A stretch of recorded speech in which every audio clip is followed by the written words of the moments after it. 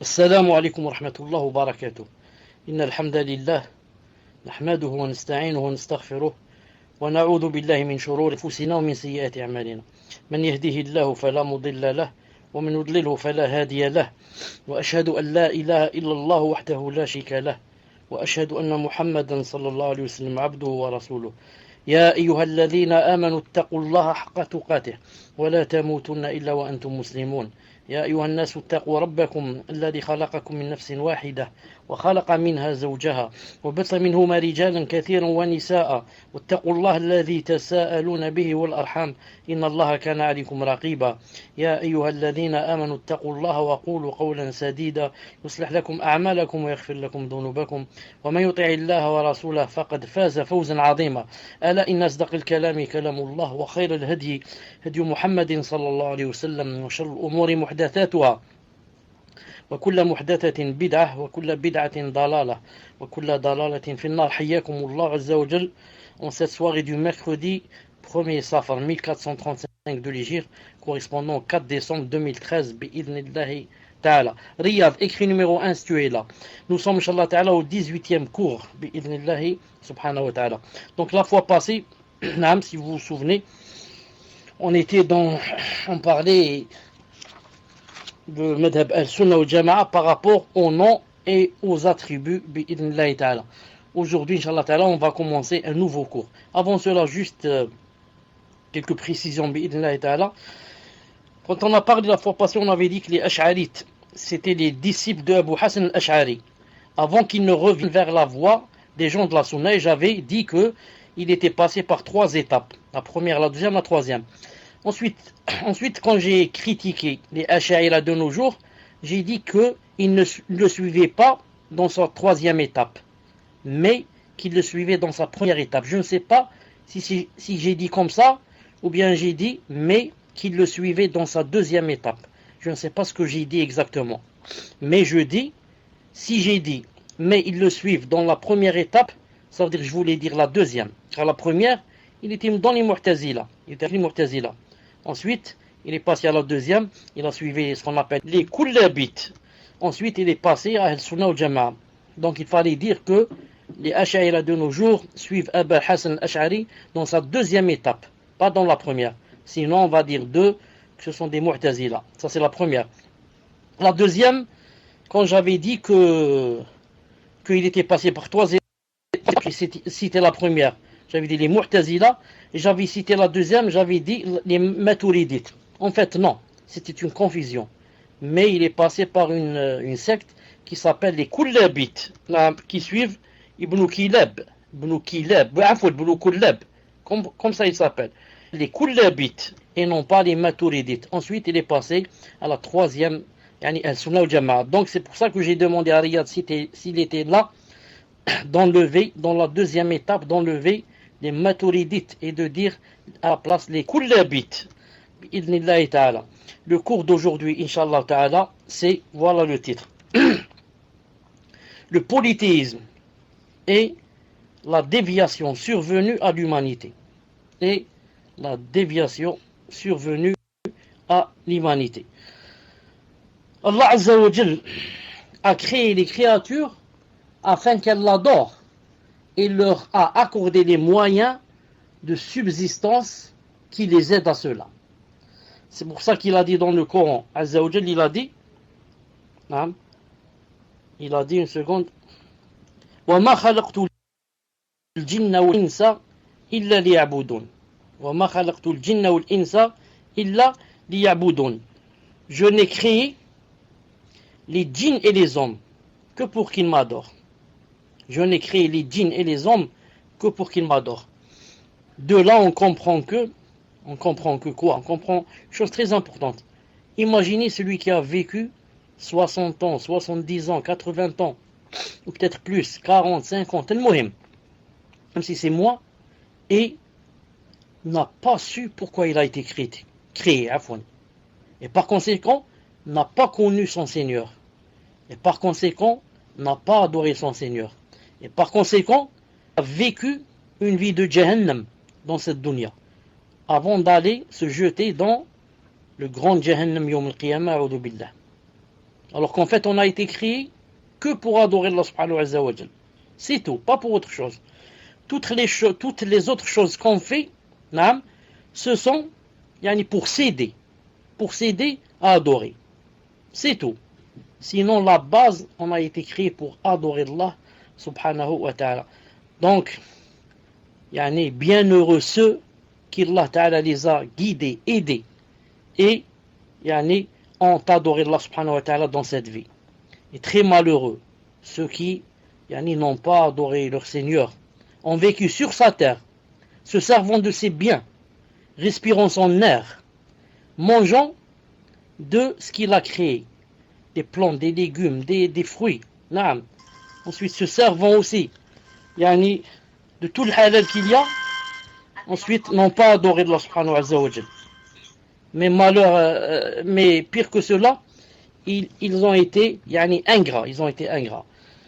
Donc, alhamdulillah, le cheikh dit, il est évident que l'homme, par sa nature, penche à reconnaître la divinité absolue d'Allah Azza wa Jal.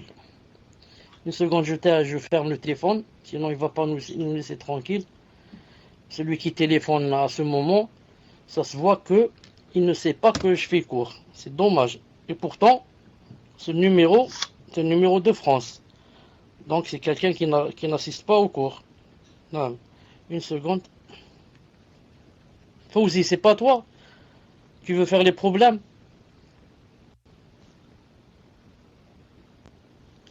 Alhamdulillah. Je disais, le Cheikh Hafidh dit, il est évident que l'âme, par sa nature, cherche à reconnaître la divinité absolue de Allah Azza wa Jal. L'âme, il l'adore sans lui associer d'autres divinités. Je répète, il est évident que l'âme, par sa nature, penche à reconnaître la divinité absolue de Allah Azza wa Jal. L'âme, il l'adore sans lui associer d'autres divinités. Comme ça, Allah Ta'ala a créé l'âme. L'âme, s'il n'y avait pas les shayatines et les fausses conceptions et les fausses idéologies qui l'entachent, elle se serait dirigée vers son Seigneur Allah Azza wa Jal pour l'adorer et l'aimer. Mais il y a des shayatines de toutes sortes qui la dévient, qui dévient son chemin. Son cheikh va dire cela, mais elle en est détournée et est influencée par ce que les diables parmi les humains et les djinns lui enjolivent en s'inspirant trompeusement les uns aux autres des paroles trompeuses et attirantes. Vous avez compris? S'il n'y avait pas ces diables, toute personne que Allah Ta'ala a créée aurait adoré Allah Azza wa Jal et l'aurait même l'aimé et fait son possible pour le ravir. Mais elles ont détourné et influencé parce que les diables, parmi les humains et les djinns, lui ondissent, en s'inspirant trompeusement les uns aux autres des paroles trompeuses et attirantes. Donc l'unicité de Allah Azza wa Jal est ancrée dans la nature innée de l'homme. Le fitra. Sa fitra, se trouve l'unicité de Allah Azza wa Jal. L'unicité de Allah Azza wa Jal est ancrée dans la nature innée de l'homme. Tandis que l'association, shirk, lui est contingente et étrangère. La base c'est l'être humain. Normalement c'est quoi? Normalement c'est l'unicité de Allah Azza wa Jal. C'est pas shirk. Shirk est venu gâcher la chose et enlever ce qu'il y avait. Sinon la base, Allah Ta'ala a créé la personne pour qu'elle l'adore et l'a aidé pour qu'elle l'adore. Mais il y a des courants, des shayatines, etc., qui lui changent, le dévient du vrai chemin. Allah Azza wa Jalla dans le Coran, ma uridu minhum min rizq wa ma uridu an yut'imun, ça c'est le même verset. C'est-à-dire que Allah Ta'ala nous a créé pour l'adoration, il ne cherche pas une subsistance. Et il dit, je ne veux pas qu'il me nourrisse. Ensuite, il a dit, Inna Allaha huwa ar-razzaqu dhul quwwati al-matin. En fait, Allah Azza wa Jal, c'est lui le grand, le pourvoyeur, le détenteur de la force l'inébranlable. Allah Azza wa Jal n'a besoin de personne pour l'aider ou bien lui donner la substance ou bien quoi que ce soit. C'est lui qui donne, c'est lui le détenteur. Al-Muhim, je disais qu'Allah Ta'ala nous a créé l'âme qui penche. Allah Ta'ala, lorsqu'il a créé l'âme, il a créé penchante vers l'unicité et l'adoration d'Allah Azza wa Jal, mais les shayatines lui enjolivent le mauvais chemin et la détournent le vrai chemin. La preuve de cela, Allah Ta'ala dit dans le Coran: فأقم وجهك للدين حنيفا فطرة الله التي فطر الناس عليها لا تبديل لخلق الله ذلك الدين القيم ولكن أكثر الناس لا يعلمون. Surah 30, verset 30. Dirige tout ton être vers la religion, exclusivement pour Allah. Voilà le témoin du témoin. Telle est la nature qu'Allah a originellement donnée aux hommes. Non, pas de changement à la création d'Allah. Ils seront toujours comme ça. Donc, dirige tout ton être vers la religion, exclusivement Allah. Ensuite, il a dit, telle est la nature qu'Allah a originellement donnée aux hommes, aux êtres humains. Il leur a donné cette nature que quoi? Se dirige vers la religion, exclusivement pour Allah. Comme ça, il les a créés, pour qu'ils se dirigent et prêts à se diriger. Prêts. Non, si ce n'est, comme j'ai dit, les shayatines et les fausses conceptions et la société où les gens vivent, s'ils vivent avec des kuffars, etc., ils seront influencés comme ça. Non. Al-Muhim. Le cheikh dit, Hafidahullah, il a dit,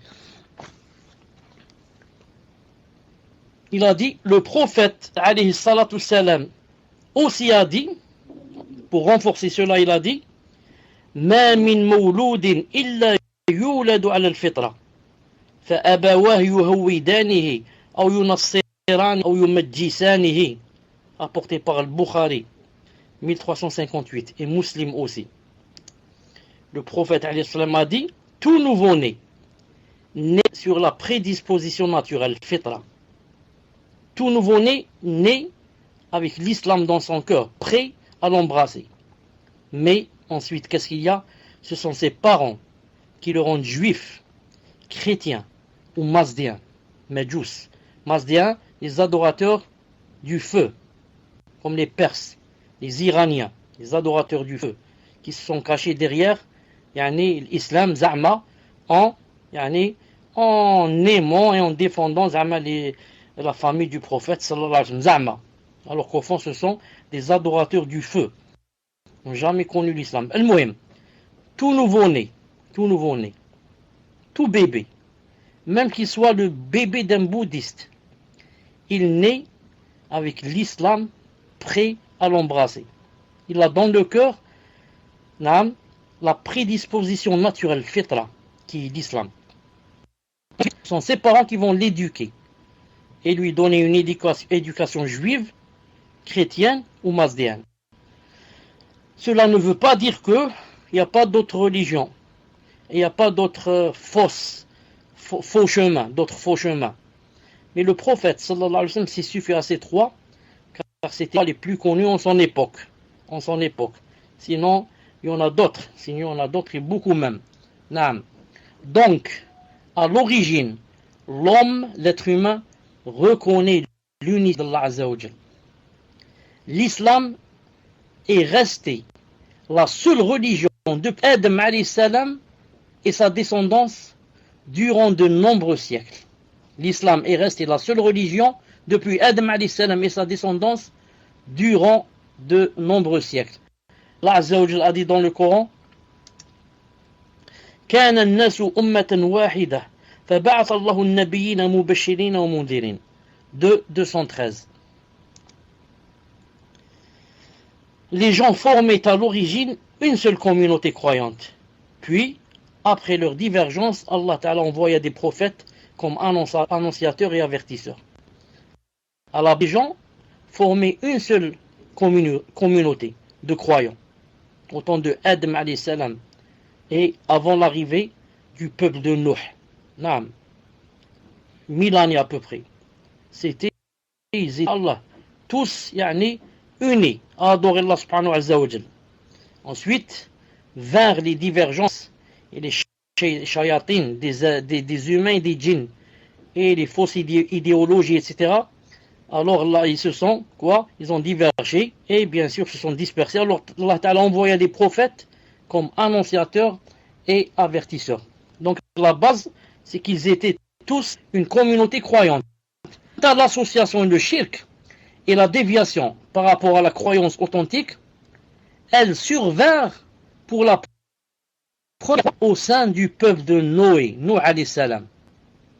Il fut par conséquent le premier messager envoyé à l'humanité après qu'elle connut l'association, le shirk. Allah Ta'ala dit dans le Coran: Inna awhayna ilayk kama awhayna ila Nuhin wa nabiyyin min ba'dih. 463. Nous t'avons fait une révélation comme nous faisons Nuh et aux prophètes après lui. Comme nous faisons aux prophètes après lui. Abdullah ibn Abbas radiyallahu ta'ala anhu a dit, il y eut entre salam et Nuh alayhi salam 10 générations. 10 générations. Et toutes soumises à Allah Azza wa Jal. Donc depuis que Allah Ta'ala a créé Adam jusqu'à la venue de Nuh, 10 générations. Dans un hadith, 1000 ans. 1000 ans. Naam. Tous, naam, toutes ces générations soumises à Allah Azza wa Jal. Il n'y avait pas encore de shirk. Ibn al-Qayyim, qu'Allah Ta'ala lui fasse miséricorde, a dit: cette parole est juste sans aucun doute du fait que Ubay ibn Ka'b lisait ce verset. Ainsi il a dit, ainsi il diverge sur Allah Azza. Et cette lecture est appuyée par le verset de la sourate Yunus. Allah Azza wa Jalla dit: wa ma kanu illa ummatan wahidatan fakhtalafu. 19. C'est-à-dire, les gens ne formaient à l'origine une seule communauté, puis ils divergèrent. 1000 ans soumis à une seule communauté, puis ils divergèrent. Et il n'a pas cité ici, mais comme vous devez le savoir, vous avez lu ça, que le shirk a commencé dans, avec le peuple de Noé, et comment ça a commencé? Par, le fait de vénérer les gens. Ils avaient des gens qui étaient, mashallah, ils sont morts, ensuite Shaitan les oubliés. Pourquoi vous n'allez pas construire des statues pour que vous, si vous mouriez, votre descendance, quand elle verrait les statues, elle comprendrait qu'il y avait des gens pieux. Sinon, eux, ils ne vont pas savoir. Vous allez mourir. Shaitan qui est venu leur a dit comme ça, ils ont construit des statues. Ensuite, les de ces vieux qui ont construit des statues, ont commencé à aller voir les statues et dire, Masha'Allah, c'était des savants, c'était des pieux, c'était ceci. Ensuite, leurs fils sont venus et ne savaient pas exactement ce que disait leur père, et leurs petits-fils sont venus. Ensuite, certains ont dit, cela sûrement que nos grands-pères, quand il n'y avait pas de pluie, et sécheresse, ils venaient leur demander de la pluie, et quand ils n'avaient pas d'enfants, ils venaient demander des enfants, et comme ça. Et Shaitan leur a fait oublier la vraie raison pour laquelle et il leur a substitué les choses et leur a dit non, ils ont été construits pour venir les prendre comme wasa'it, c'est-à-dire comme disons des, comment qu'on dit, je trouve pas le mot, c'est-à-dire que des intermédiaires, voilà. Ce sont des intermédiaires entre Allah Ta'ala et vous pour que, dans la pluie, pour que les enfants, etc. Al-Muhim, Cheikh Fawzan, Hafidahullah, dit, il veut dire par là qu'Allah lui fasse miséricorde. Quand j'ai dit Cheikh Fawzan dit, il est en train de parler de Ibn al-Qayyim, rahimahullah. Il veut dire par là qu'Allah lui fasse miséricorde, que la raison pour laquelle les prophètes furent envoyés, c'est quoi la raison? C'est la divergence par rapport à la religion correcte à laquelle ils adhéraient. Non. Comme c'était aussi le cas des Arabes qui tenaient à la religion d'Ibrahim alayhi salam jusqu'à un certain Amr ibn Luhay al-Khouza'i. Amr ibn Luhay al-Khouza'i, qu'est-ce qu'il a fait? Il vint changer la religion d'Ibrahim alayhi salam et apporta les idoles et les statues en Arabie, notamment au Hijaz. Dès lors, ces idoles furent adorées en dehors d'Allah Azza wa Jal, et l'association se propagea à travers ce pays sacré et ses alentours, parce qu'Allah Azza wa Jal envoya son prophète Muhammad alayhi salam, le sceau des prophètes. Subhanallah al-Azim. Imaginez cet homme-là qui s'appelle Luhay al-Khouza'i. Amr ibn Luhay al-Khouza'i, c'est le premier à avoir ramené des statues en Arabie pour qu'elles soient adorées. Et le shaitan l'a aidé, ça a marché. Et ils ont commencé à faire le shirk et à adorer les statues, alors qu'auparavant, ils adoraient le din, suivaient le din d'Ibrahim.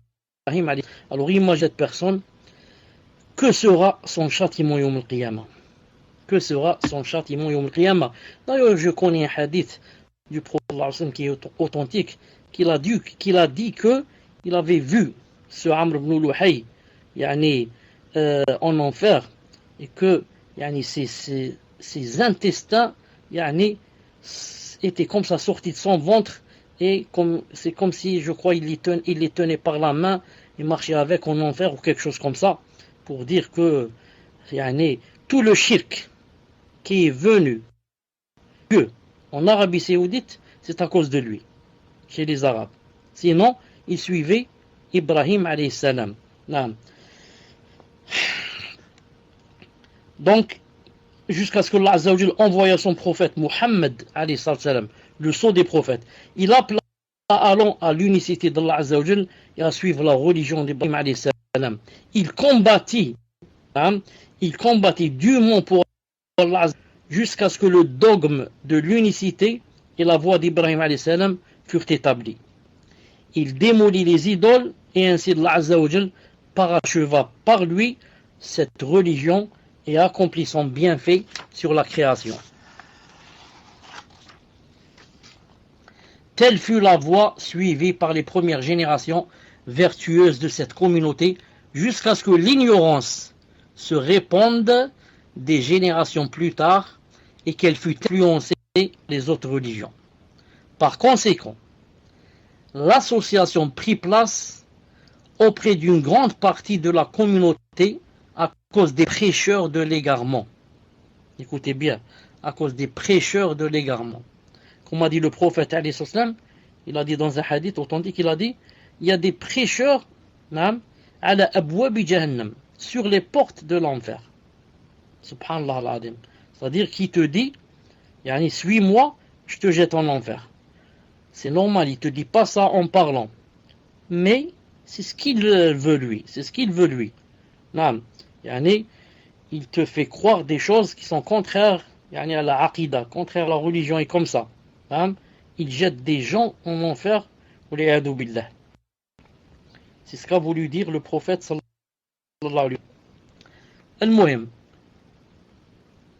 Par contre, l'association prit place auprès d'une grande partie de la communauté à cause des prêcheurs de l'égarement et des constructions de mausolées.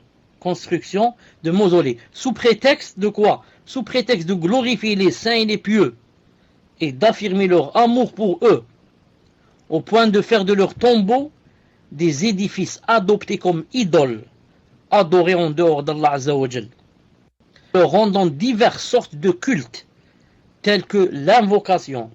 Ils vont là-bas et ils font des doigts, l'imploration du secours. Aidez-moi, j'ai des problèmes, aidez-moi, je ne peux pas avoir d'enfant, aidez-moi, j'ai pas pu guérir, j'ai vu tous les médecins, il n'y a pas de résultat. L'immolation. Ils vont là-bas, prennent des chèvres, etc. et les immolent là-bas pour faire plaisir à ce mort et attirer son ravissement. Et l'accomplissement de vœux. Il va là-bas, il dit, ya Sidi Flan, si tu me donnes un enfant et tu aides ma femme qui jusqu'à présent est stérile, tu l'aides à avoir un enfant, de faire telle et telle chose, et de venir égorger ici devant ta tombe, par exemple, yani deux veaux, et comme ça. Il a dit, ils ont appelé ces pratiques, comment qu'ils les appellent? Ils changent de nom, c'est tout, ils vont pas dire c'est du shirk. Ils appellent ça sollicitation des et manifestation de leur amour. Ils croient qu'en changeant le nom, yani, le jugement va changer. C'est comme si quelqu'un yani, qui va boire de l'alcool, il dit pas c'est du vin, c'est de la bière. Non, il dit c'est juste, yani, comme ils disent en arabe, mashroub rouhi. Ils disent c'est une boisson spirituelle, une boisson de l'âme, c'est juste pour yani, quelques plaisirs. Mais il ne veut pas l'appeler alcool, ou bien bière, ou bien vin, ou bien whisky. Il va dire non, ça c'est haram. Mais ça c'est juste, yani. Et d'ailleurs le prophète islam a dit dans un hadith authentique, a dit que ma ummati, ma communauté boira le vin, ou bien l'alcool, en l'appelant par d'autres noms. Comme ça il a dit sallallahu alayhi wa sallam. Donc, ils appellent ça sollicitation des pieux et manifestation de leur amour. Sans que ce soit, selon eux, une adoration vouée au saint. Mais ces gens-là ont oublié que ces paroles, ce qu'ils disent là, c'était celles des premiers associateurs aussi. Ces paroles sont justement les mêmes paroles qu'avaient dit les associateurs avant eux, lorsqu'ils ont dit, Allah Ta'ala cité dans le Coran, 39.3. En fait, nous ne les adorons que pour qu'ils nous rapprochent davantage d'Allah. Non, non pas ceux qui sont morts. On n'adore pas ceux qui sont dans le tombeau. Non, hasha. Mais juste, yani, on fait ça pour qu'ils nous rapprochent d'Allah. Car ce sont des élus, ce sont des pieux. Passer la nuit à prier, les jours à jeûner. Ils ne mentaient pas. C'était des gens, yani, des ascètes. C'est pour cela que nous, on vient ici leur demander qu'ils demandent à Allah Ta'ala de nous donner des choses. Nous, on ne demande pas à eux, alhamdoulilah. Comme ça, ils vont te dire.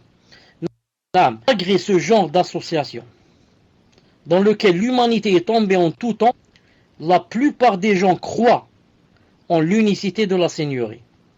Mais ils lui associent d'autres divinités dans l'adoration. Comme on a vu la fois passée, si vous vous rappelez, l'unicité de la Seigneurie.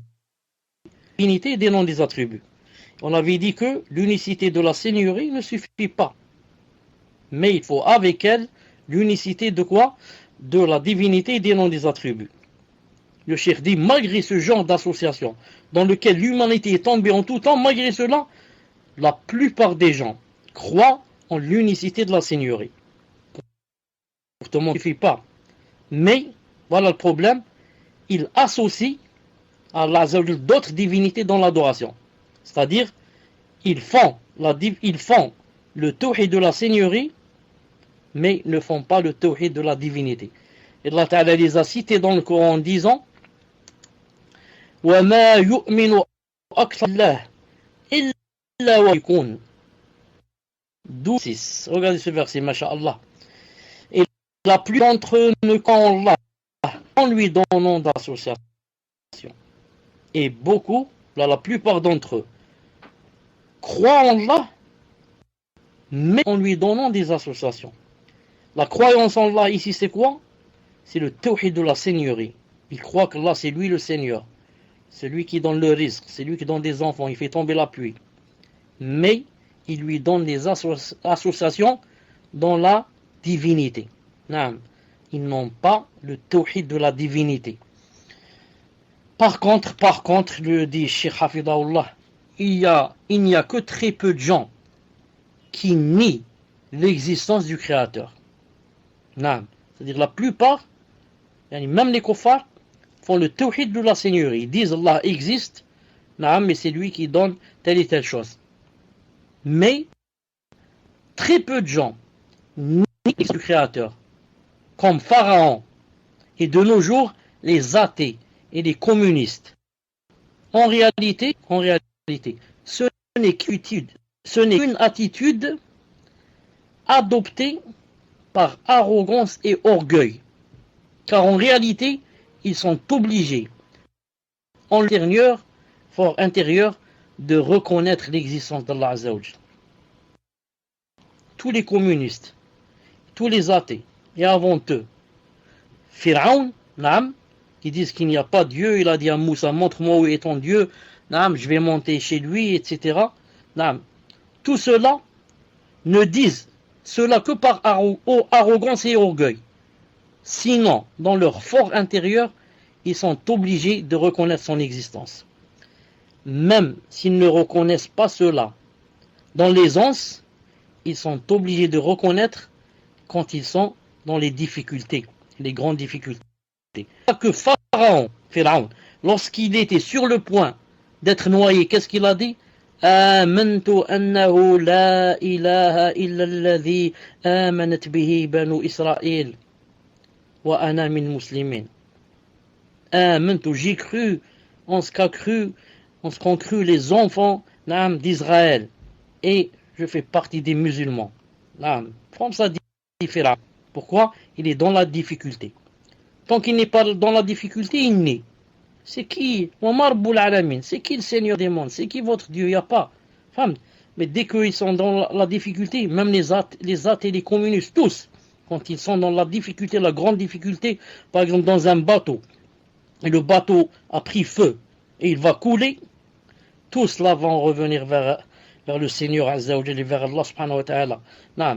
Allah ta'ala dit dans le Coran, il a dit وجحدوا بها واستيقنتها أنفسهم ظلما وعلوا فانظر عاقبة المفسدين 27-14. Ils les nièrent injustement, et orgueilleusement. Mais même ils y croyaient avec certitude. Regarde donc ce qu'il est advenu des corrupteurs. Qui a dit cette chose? Qui a dit cela? Allah Ta'ala, qui a créé Pharaon, les athées et les communistes, dit d'eux qu'ils nient injustement et par orgueil, c'est tout. Et dit que, tandis qu'en eux-mêmes, ils croient avec certitude. Donc, si c'était une personne qui nous a dit ça, on va dire, la personne ne peut pas savoir ce qu'il y a dans les cœurs. Non. Mais celui-là, c'est celui qui les a créés et qui dit, qui sait ce qui se passe dans les cœurs et ce qu'il y a comme dans les cœurs, dans les esprits. Il sait. Il a dit, ils ont nié seulement par orgueil. Tandis qu'en eux-mêmes, ils y croient avec certitude. Ils ne veulent pas montrer, moi je suis orgueilleux. Moi je vais adorer Allah maintenant, je vais perdre mon temps. Je vais prier, faire le wudu et je vais poser ma tête sur le sol et je ne sais quoi, qu'en font les imbéciles, les je ne sais quoi. Commence à dire comme ça. Dans son cœur, lui et son cœur, il sait que ce qu'il dit c'est faux et qu'il est obligé d'aller rencontrer ce stick, il est obligé. Non, il sait que tu es sur la vérité, mais il ne peut pas par orgueil, surtout s'il a dit ça devant tout le monde. C'est difficile maintenant de revenir et de dire en fait je me suis trompé. Non, c'est pas comme j'ai dit, c'est vous qui avez raison, ça c'est pas possible. Al-Muhim, Cheikh dit hafidahullah, en effet, leur raison reconnaît que toute création implique l'existence d'un créateur et que toute chose existante nécessite une cause.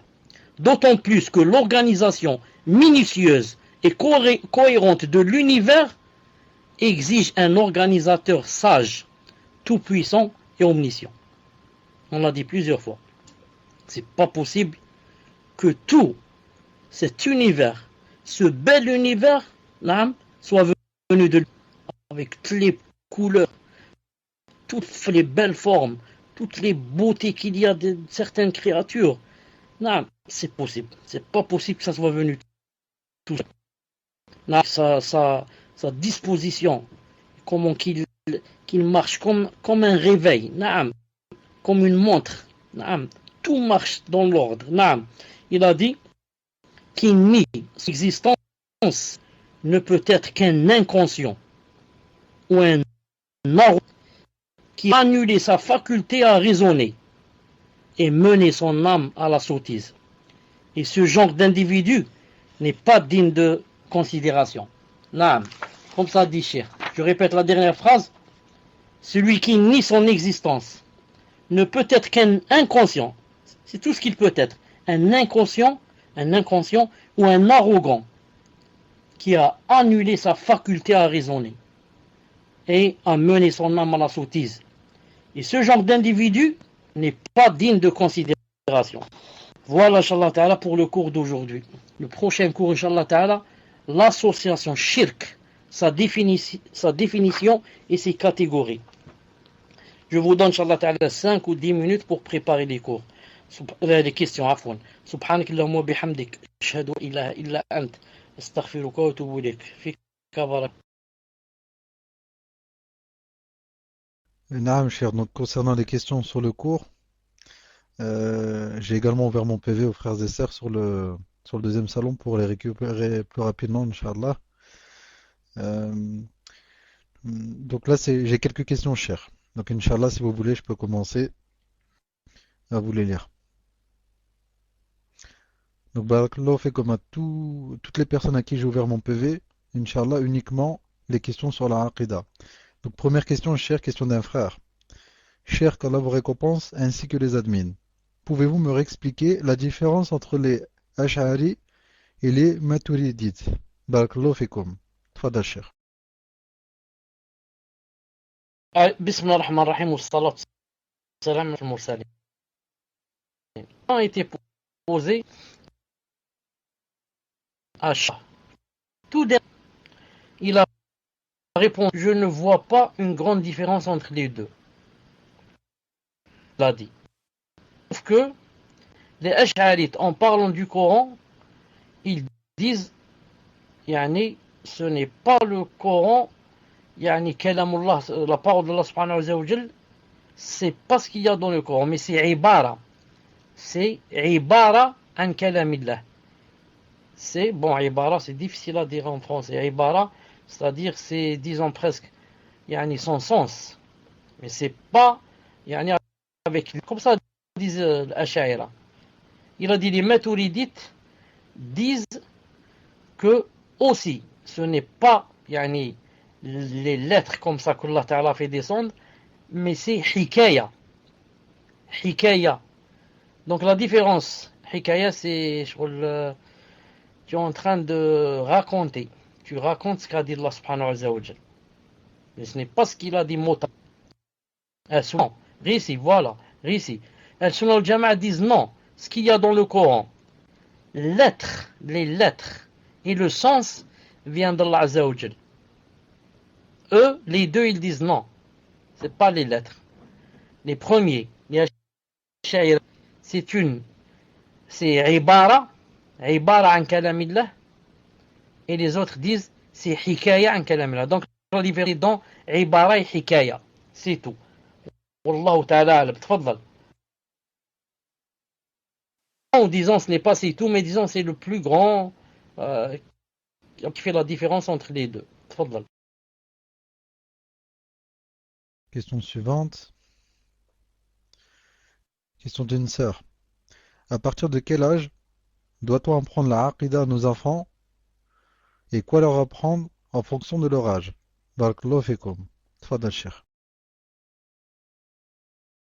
Vous savez, les enfants passent par une étape, non, où ils commencent à poser beaucoup de questions sur Allah subhanahu wa ta'ala et sur, si on leur a parlé déjà que, yani, de l'existence d'Allah et du paradis de l'enfer, ils commencent à poser beaucoup de questions.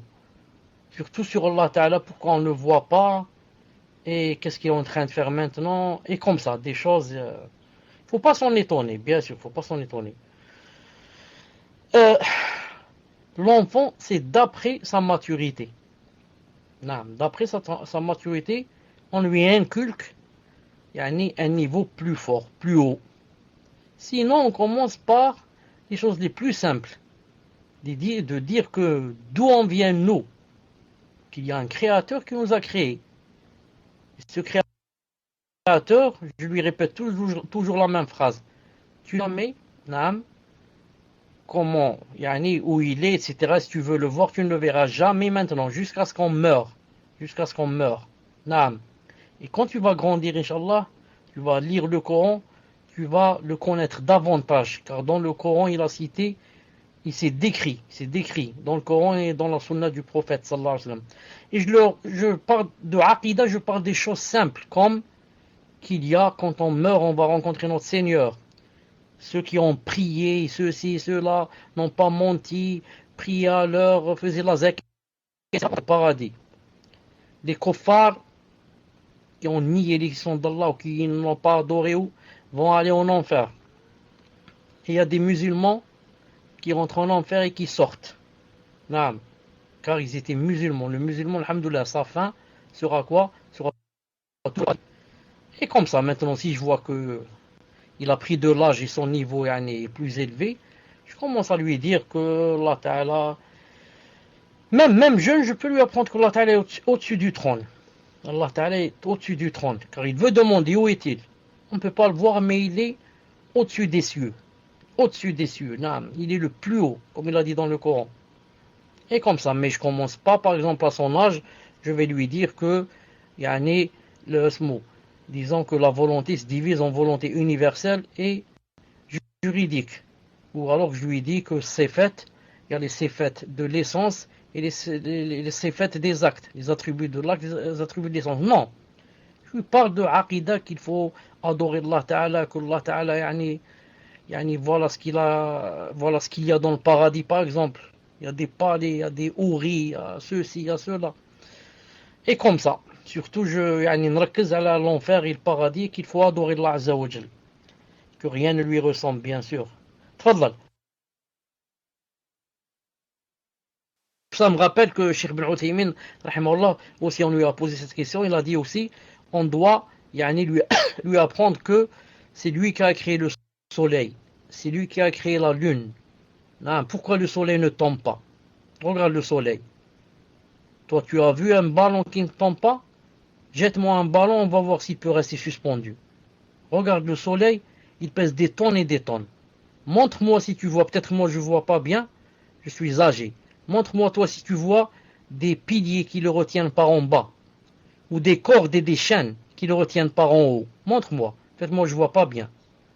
Non, comment se fait-il une chose qui pèse des tonnes et des millions de tonnes, des milliards de tonnes, puisse rester comme ça suspendu entre air et terre? C'est Allah Ta'ala, avec sa puissance, qui la retient. Car c'est lui le plus fort. Non, et comme ça. Tfadlal. Question suivante. Cher Hayakumullah, est-il vrai que l'apprentissage du tawhid est une obligation religieuse avant de faire da'wah et que notre messager, sallallahu alayhi wa sallam, a prêché 13 ans de tawhid? Tfadal, cher. Non, une seconde, je vous donne un verset. Une seconde, je vous donne.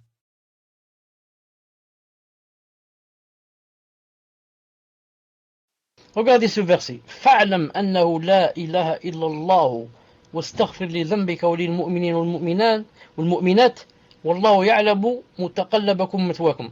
Écrivez numéro 1 si vous voyez le verset.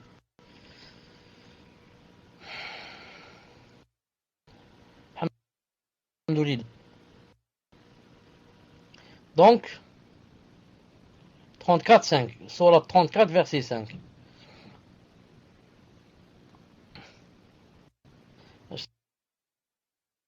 C'est pas. Ah là.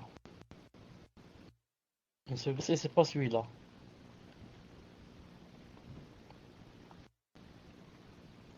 5. J'ai dit. Quel verset? C'était quoi? C'était. Voilà. Sache donc en vérité. Voilà, maintenant c'est ça le verset. Sache donc qu'en vérité il n'y a point de divinité par Allah et implore le pardon pour ton péché ainsi que pour les. Pourquoi le verset? Il a dit que est-ce qu'on commence par la aqidah, ensuite regardez là. Sache qu'en vérité il n'y a point Allah. Ensuite, ça coupe. Sorry, je reviens, Inch'Allah.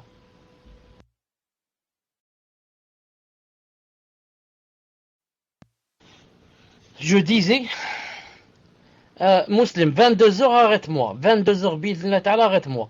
Sache donc qu'en vérité, il y a point de divinité par Allah. Ça, c'est la aqidah. Allah ta'ala a commencé par la aqidah. Sache donc ta aqidah. Apprends ta aqidah. Ensuite, qu'est-ce que tu fais? Et implore. Ensuite, passe aux actes. Passe à implorer le pardon, à faire la da'wa et tout ce que tu veux. Alaykoum salam. Donc, on commence à apprendre la aqidah, car si on ne connaît pas la aqidah, on ne peut pas faire da'wa. Quand on font les tablir, ils ne connaissent pas la aqidah, ils font da'wa. Ils mènent les gens à l'égarement. Mais, est-ce que ça veut dire que, tant que je ne connais pas bien la aqidah, je ne montre pas quelque chose?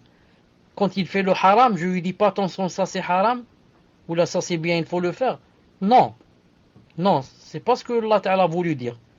Allah Ta'ala a voulu dire que, on se base d'abord sur la aqidah, c'est la chose la plus importante, mais parallèlement, les choses que j'ai apprises dans le din, je les propage si je suis sûr qu'elles sont vraies, que je ne dis pas faux. Si j'ai appris que le djilbab était obligatoire, même si je ne connais pas la aqidah, je dis attention, le djilbab, il ne faut pas écouter celles qui disent que ce n'est pas obligatoire. C'est obligatoire de se voiler. Naam. Je dis à quelqu'un qui a de l'argent, je lui dis attention, il faut faire la zakat. Même si moi, je ne connais pas encore bien la aqidah. Mais, à chaque fois que j'ai le temps, je dois me baser sur la aqidah et bien l'apprendre pour me sauver moi-même du feu et sauver les gens par la suite. Tfaddal. Question suivante. Hayakumullah, cher. Vous avez dit dans le cours que c'est les shayatins qui poussent les gens hors de la religion d'Allah. Quelle est la place du nafs dans cela? Car comme le dit Ibn al-Qayyim, rahimahullah, on doit faire le djihad nafs et le djihad shaytan. Et lorsqu'on a des faiblesses dans la religion, comment savoir si cela vient de shaytan ou du nafs? Barakallahu fikum. Tfadal Cheikh. Fikum barakallah. Ibn al-Qayyim rahimahullah dans Zad al-Ma'ad a dit qu'on doit faire le djihad à 4 choses. Cette personne a dit nafs shaytan. Ibn al-Qayyim a dit nafs shaytan. Les hypocrites et les kuffars. 4. Reste maintenant, comment savoir que ça vient du nafs ou bien ça vient du shaitan? Il n'y a rien comme ça de clair. Non. Pourquoi? Car c'est pas très important de savoir est-ce que ça vient du nafs ou savoir si ça vient du shaitan. L'essentiel c'est quoi? C'est d'essayer de refouler et de repousser ça. Que ça vienne de moi ou que ça vienne du shaitan. J'ai essayé de repousser cela et de ne pas obéir aux passions et aux tentations. Et de rester toujours dans le contexte de j'adore Allah Azza wa Jal et j'essaie de le ravir. C'est pour cela qu'il n'y a rien qui puisse montrer comme ça est-ce que ça vient du shaitan ou est-ce que ça vient du nafs. Ensuite les deux, le nafs et le shaitan, se mettent souvent d'accord pour qu'ils s'unissent au point où on ne sait pas si ça vient de ce côté ou de l'autre. Mais l'essentiel dans tout ça, c'est de ne pas les écouter. Ni j'entends mon nafs qui me fait des waswas, ni le shaitan qui me fait des chuchotements. C'est pour cela que je dois demander à Allah Ta'ala de l'aide et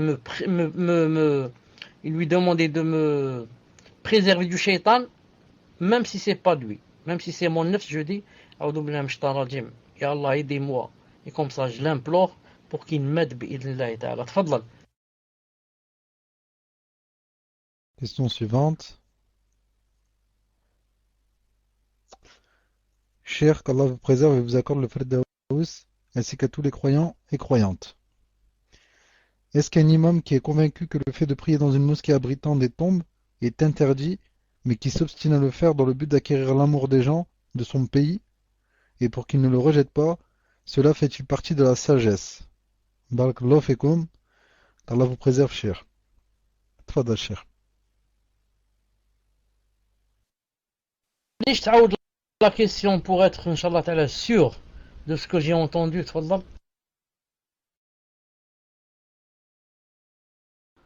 On va passer à une autre question, Inch'Allah.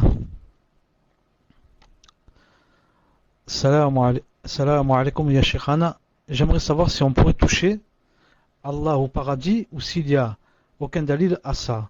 Car le prophète sallallahu alayhi wa sallam avait senti la main d'Allah sur son épaule. Barakallahu fikum Cheikh. Tafadal Cheikh.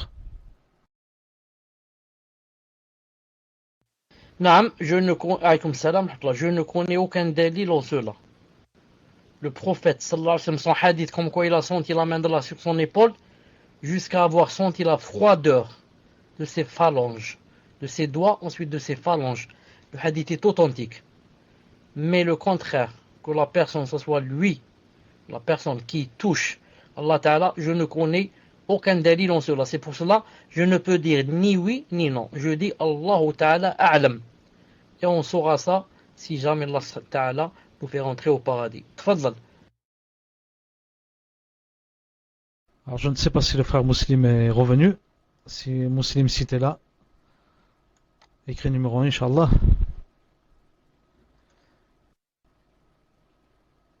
Ou sinon on va passer à une autre question Inch'Allah. Cheikh, qu'Allah vous préserve et vous accorde le Firdaus, ainsi qu'à tous les croyants et croyantes. Est-ce qu'un imam qui est convaincu que le fait de prier dans une mosquée abritant des tombes est interdit, mais qui s'obstine à le faire dans le but d'acquérir l'amour des gens de son pays, pour qu'ils ne le regrettent pas, cela fait-il partie de la sagesse? Barakallahu fikum Cheikh, qu'Allah vous préserve. Écris-moi seulement si tu as dit l'amour des gens, pour s'attirer l'amour des gens. Car j'ai entendu seulement s'attirer l'amour. Est-ce que tu as dit des gens? Écris numéro 1 si c'est ça.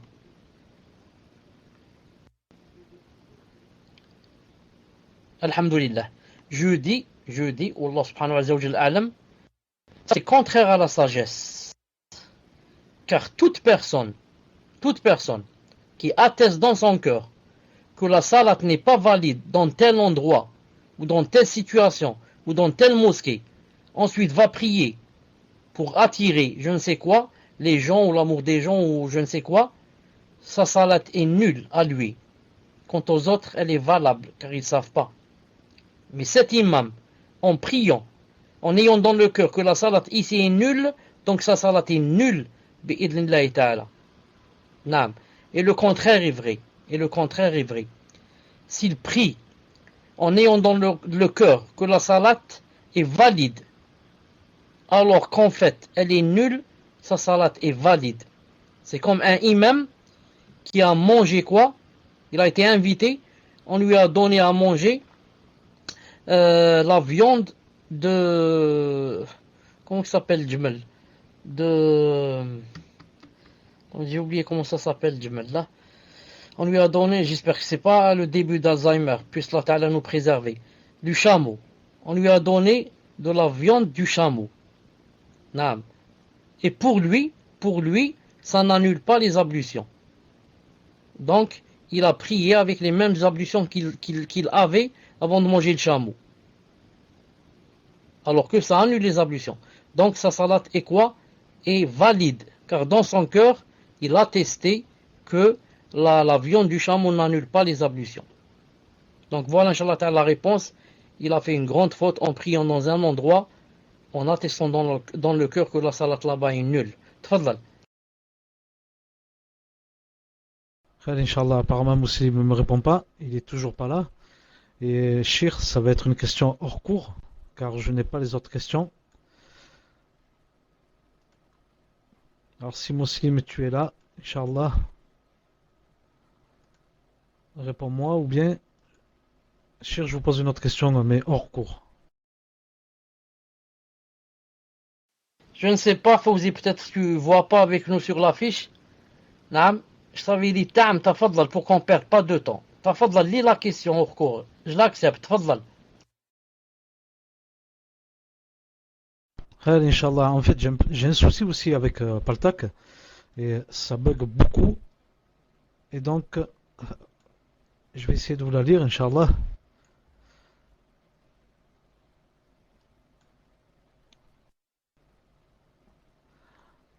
Assalamu alaikum, Cheikh. Subhanallah. Assalamu alaikum, Cheikh. Lors de l'échographie du deuxième trimestre, les médecins ont décelé la maladie du spina bifida, qui est de la moelle épinière, entraînant une paralysie des membres inférieurs, des anomalies au niveau des vertèbres et une incontinence et des troubles psychomoteurs. Le pronostic a été confirmé par plusieurs médecins spécialistes.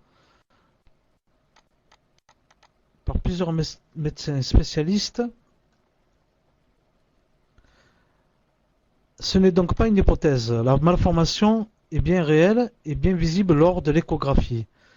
À vue de la gravité de cette maladie et de ses conséquences sur la vie de cet enfant, on nous conseille fortement l'interruption médicale de grossesse. Religieusement, quelle décision serait la plus aimée par Allah et la moins pénible pour l'enfant? Barakallahu fikum, Cheikh. Tafaddal. Qu'est-ce que tu as dit qu'on leur conseille? Tu as dit, on nous conseille. Qu'est-ce qu'ils leur ont conseillé? J'ai pas compris le mot. Tfaddal.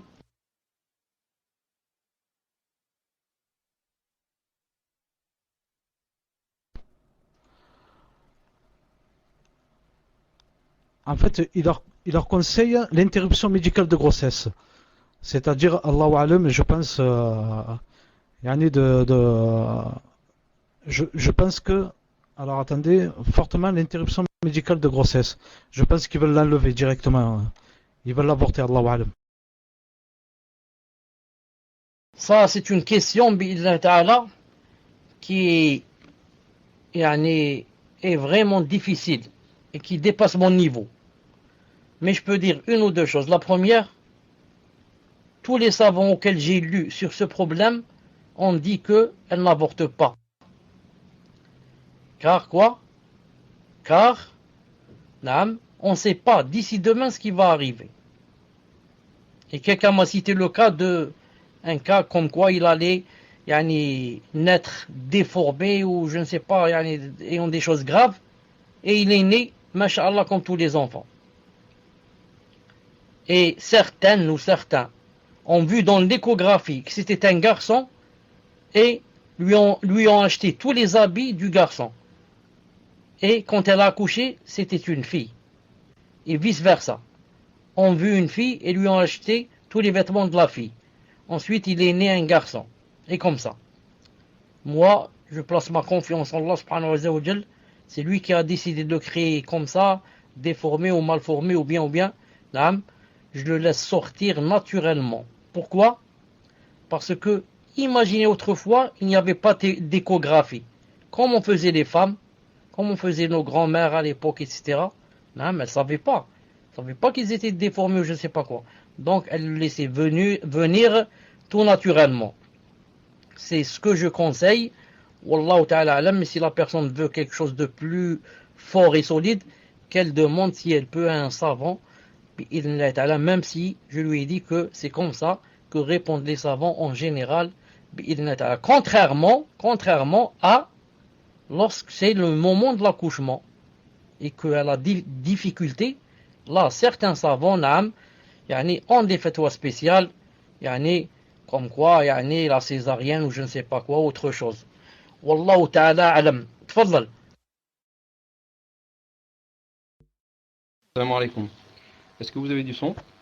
Assalamu alaikum. Fi saut min fadlikum, alhamdulillah. Donc je reprends les questions, incha'Allah. Donc question d'une sœur. Bismillah, qu'Allah vous préserve, chère, ma sœur est enceinte de 7 mois. Et les médecins lui ont dit que le fœtus était atteint de trisomie 18, ce qui entraîne dans la majeure partie des cas un décès unitéro ou à la naissance, Wallahu alam. Les médecins lui ont donné deux choix. Si le bébé vient au monde, bi'idhnillah, ma sœur doit choisir entre l'acharnement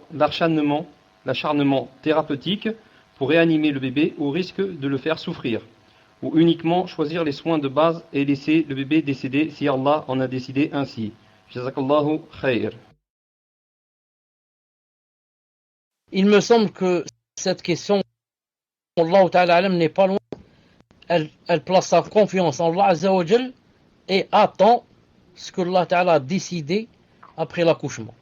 Après l'accouchement, elle va voir et elle demande, Inch'Allah Ta'ala, et on lui répond, Bidna Ta'ala. Naam. Elle attend l'accouchement et après, on verra, bi'idhna ta'ala. Place sa confiance en Allah Azza wa Jal et fait les doigts en demandant à Allah Ta'ala de lui donner un bébé, masha'Allah, comme tous les bébés du monde. Et elle attend l'accouchement et on verra, bi'idhnillahi ta'ala. Tfadlal. Salam alaikum. Salam alaikum wa rahmatullah. Qu'Allah vous préserve. Je voulais savoir si le fait de lire Surat Al-Mulk tous les soirs préservé du châtiment de la tombe. Et aussi, Shir, je vous ai envoyé un email. Est-ce que vous l'avez reçu? Barakallahu fikum. C'est vrai, le hadith est authentique que un homme a été préservé du châtiment de la tombe à cause de Surat Al-Mulk. C'est pour ça que le prophète sallallahu alayhi wa sallam la lisait chaque nuit. Elle et Surat Sijda. Même si nous, par fatigue, par fainéantisme, par paresse, on ne la lit pas chaque nuit. Mais je sais qu'il y a des frères et des sœurs qui la lisent chaque nuit. Masha'Allah. Naam. Quant à ce que vous m'avez envoyé, la personne qui dit comment envoyer, je ne sais pas. Allah alam. Je suis surpassé. Je suis dépassé par les lettres que j'ai dans le courrier. C'est pour cela que je n'ai pas répondu. Naam. Tfadlal. Salam alaikum. Donc la prochaine question d'un frère. Assalamu alaikum wa rahmatullahi wa barakatuh. Qu'Allah Ta'ala vous comble de ses bienfaits ici-bas et dans l'au-delà.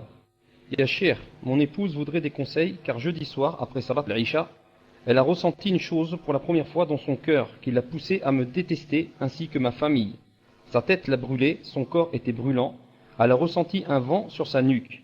4 jours avant cette chose, alors que j'étais au travail, les fenêtres étaient fermées pour qu'il y ait un vent aussi fort, m'a-t-elle dit. Après cette attaque de jeudi soir, elle a ressenti également comme si c'était un combat et elle ne voulait pas que cette chose l'envahisse. Elle était prise par une grande tristesse. Ensuite, elle voulait crier et se frapper. J'ai récité quelques versets.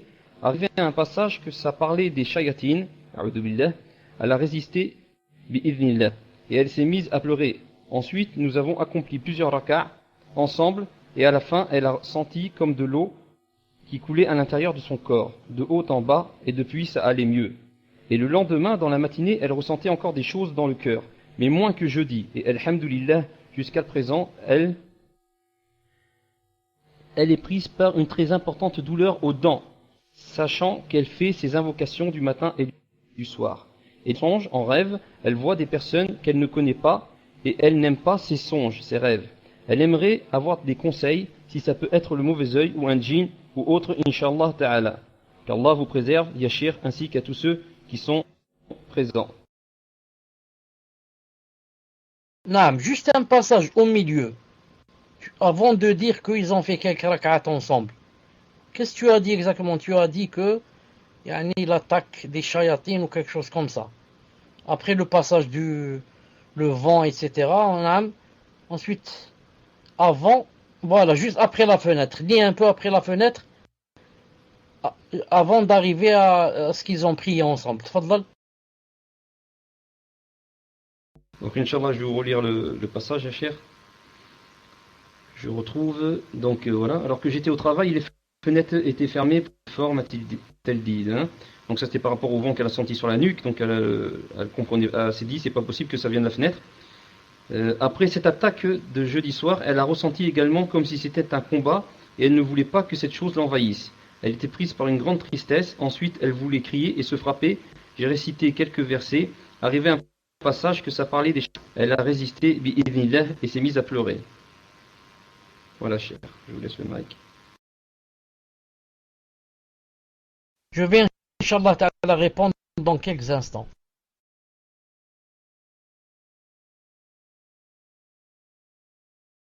Donc je dis que, en fait, ce qui s'est passé, c'est un peu louche.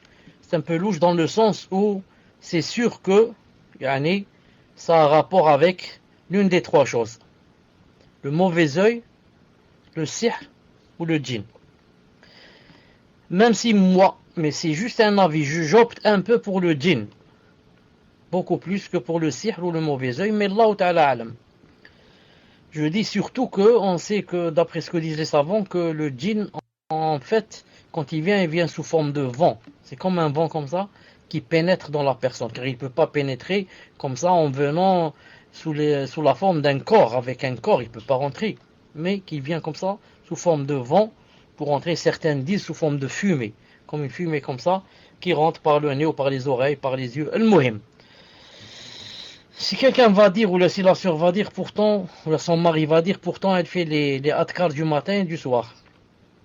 On va dire la réponse est deux choses. La première, est-ce que quelqu'un fait les adkars plus ou la mieux que le prophète sallallahu alayhi wa sallam? Et pourtant il a été touché d'un sihr. Le sihr du juif, l'Abil As connaissait. Ça, dans le Bukhari. Naam, alhamdoulilah. Ça. Et la deuxième des choses qu'on puisse dire aussi, c'est que la personne, même si elle fait le découla, elle a des moments de faiblesse. Et le djinn, le sihr, quand il vient ramené par un djinn ou là, il guette le moment de faiblesse, le moment où la personne est dans l'insouciance, ou en train de la musique, ou l'âme. Il guette donc le moment de l'insouciance, c'est là qu'il est. Ou alors il guette le moment de la grande colère. La personne est dans une grande colère, l'âme, et c'est plus ce qu'elle dit, là il profite pour prendre place dans son corps, puisse Allah subhanahu wa ta'ala nous préserver. Je dis donc, la personne doit, même son mari est là, puis il doit lui faire la ruqya bi'idhnillah ta'ala, lui lire comme ça, du Coran, etc. Lire surtout les ayats qui ont rapport par exemple avec le sihr, pour voir, lire le Baqara, c'est très important. Comme a dit le prophète islam, il a dit, elle contient une baraka, wa la yastati'u al-batala. Il a dit les sorciers, elle les détruit. Ils peuvent pas tenir avec sorte al-Baqara. Ensuite, plus la personne est nouvelle dans ce qu'elle a, comme sihr ou djinn ou bien mauvais œil, plus c'est facile à soigner. Ce n'est pas comme les personnes qui ont un djinn qui est avec eux depuis 20 ans, 30 ans. Il y en a qui sont comme ça. Il te dit, ça fait 40 ans que je suis avec cette personne. Il te dit, j'ai été éduqué avec elle, on a grandi ensemble, 30, 40 ans. Ça, c'est beaucoup plus difficile. Mais quand c'est juste ça, quelques jours, quelques semaines, Inch'Allah ta'ala, l'amr est plus facile. Donc la personne, qu'elle ne désespère pas, qu'elle fasse des doigts à Allah subhanahu wa ta'ala, en lui demandant de l'aider, à départir d'elle ce qu'elle a. Et bien sûr, on laisse comme ça une marge que peut-être c'est quelque chose de physionomique, peut-être c'est quelque chose, une maladie, peut-être, Allahu alam, peut-être. Parce qu'on ne dit pas à 100% elle a telle ou telle chose, tant que on n'a pas fait ruqya et on ne sait pas exactement ce qu'elle a. Donc, qu'elle se ressaisisse, qu'elle s'éloigne des choses qui font rentrer la personne dans l'insouciance et le ghafla, qu'elle fasse beaucoup de doigts à Allah subhanahu wa ta'ala, et qu'elle s'entraide elle-même, s'auto-aide, ou bien son mari, en lui faisant la ruqya, inshallah ta'ala, en lui lisant, et elle est assise à côté de lui et elle écoute, et il voit la réaction, bi'idhnillahi ta'ala. Tfaddal.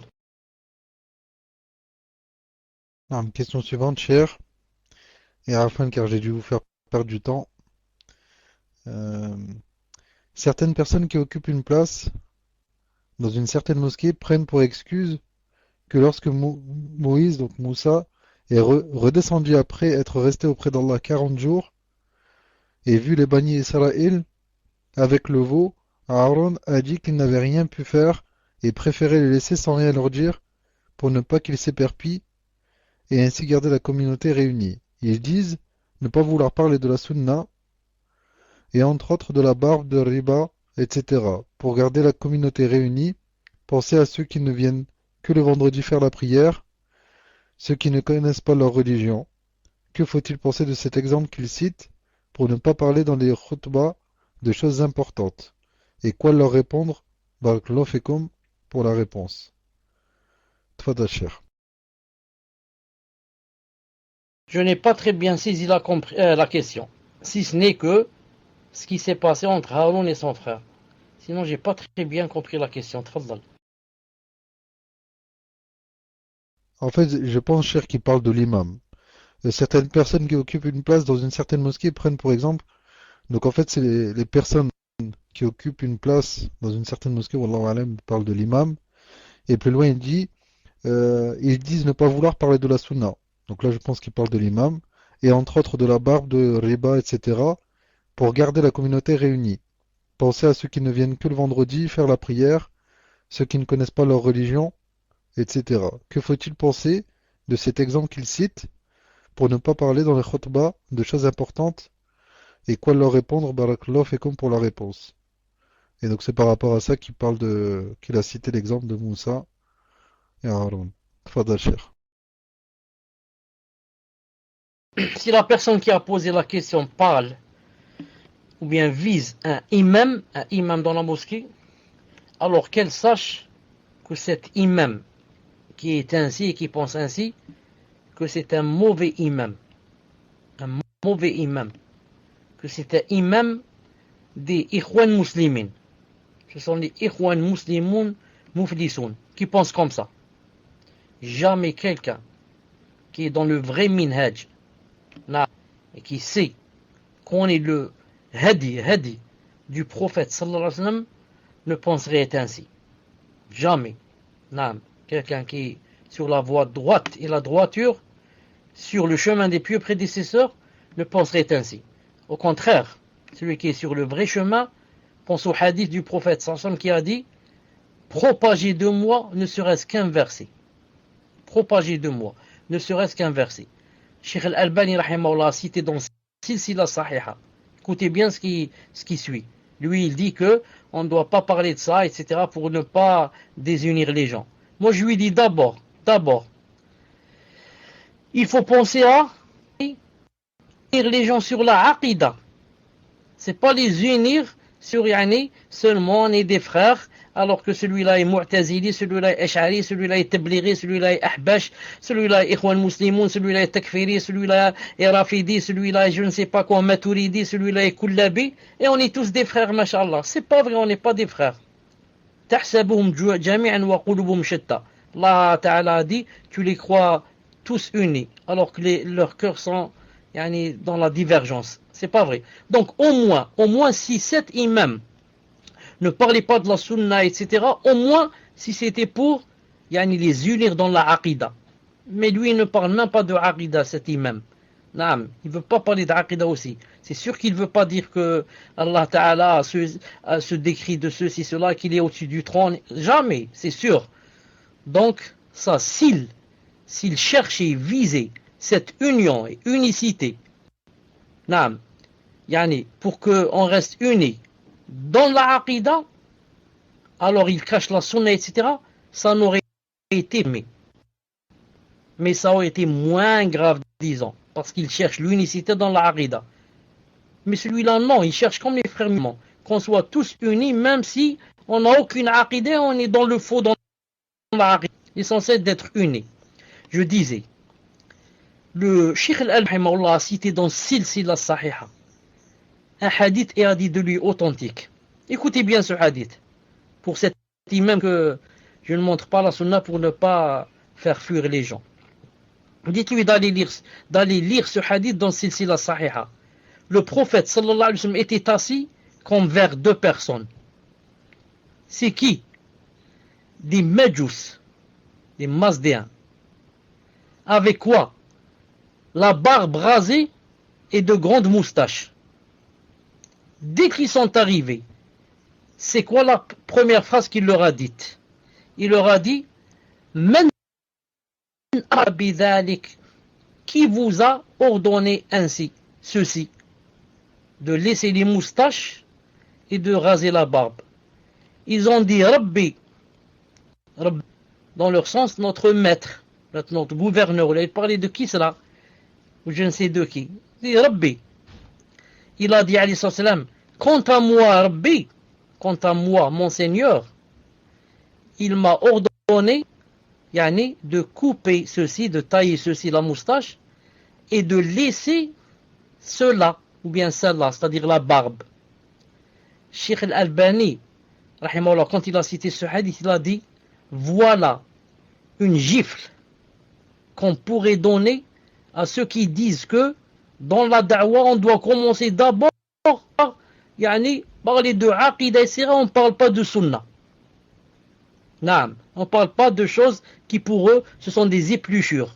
C'est quoi? On parle de barbe. Attends, je lui parle d'abord de aqidah, je lui parle de tawhid, ensuite je vais lui parler de la barbe. Le prophète alayhi salam a commencé directement par ce qu'il a vu comme désobéissance apparente.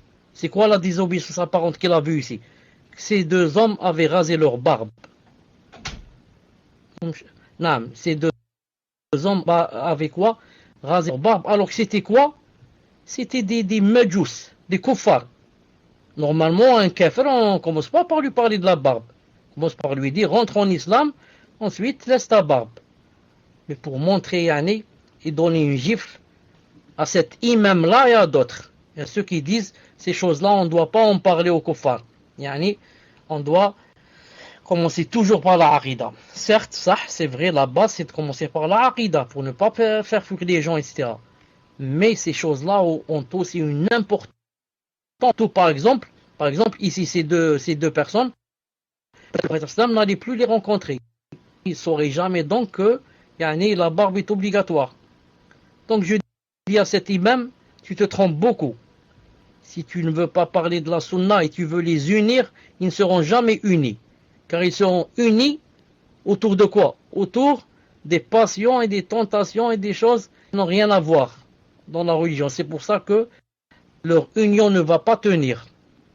Mais, comme a dit le prophète sallallahu alayhi wa sallam, il a dit, viendra un temps où vous allez voir beaucoup de divergences. Man ya'ish minkum sawfa yara ikhtilafan kathira ou kabira. Vous allez voir beaucoup de divergences. Ensuite, il a donné la solution. Qu'est-ce qu'il a dit? Juste après avoir dit que vous allez voir beaucoup de divergences, il a dit alaykum bi sunnati wa sunnati al-khulafa'i ar-rashidin al-mahdiyyin min ba'di addu 'alayha bin nawajid. Vous avez vu ce qu'il a dit? Vous allez voir, attention, ceux qui vont vivre de vous vont voir beaucoup de divergences. Alors, qu'est-ce qu'on va faire, ya Rasulullah? Solution? Accrochez-vous à ma sunna. Comment les gens vont s'accrocher à la sunna si toi tu vas taire la sunna, tu vas pas leur apprendre. Tu vas dire non, c'est pas essentiel. L'essentiel c'est de les unir, comme font les ikhwan. Tu te trompes beaucoup, akhil imam, si tu m'entends. Tu te trompes beaucoup. Naam. Corrige, barakallahu fi, corrige. Tfaddal. Assalamu alaikum. Donc, prochaine question. Question d'un frère. Ahsanallahu ilaykum, cher. Pour une personne qui jeûne le jeûne de Daoud, comment doit-elle se comporter lorsqu'elle part visiter sa famille le temps d'un week-end et qu'un jour correspond avec un jour de jeûne? Peut-on délaisser ce jour de jeûne pour éviter l'ostentation de dire que l'on jeûne, ou cela implique qu'on a délaissé le jeûne de Daoud? Barakallahu fikum wa hayyakumullah. Naam, pour une personne qui a l'habitude de jeûner, on va voir. Si les gens chez lesquels je vais sont par exemple de la famille, savent que ça fait longtemps que j'ai commencé le siyam de Daoud, et que par conséquent, ce jour-là, j'ai jeûné, il n'y a pas de problème.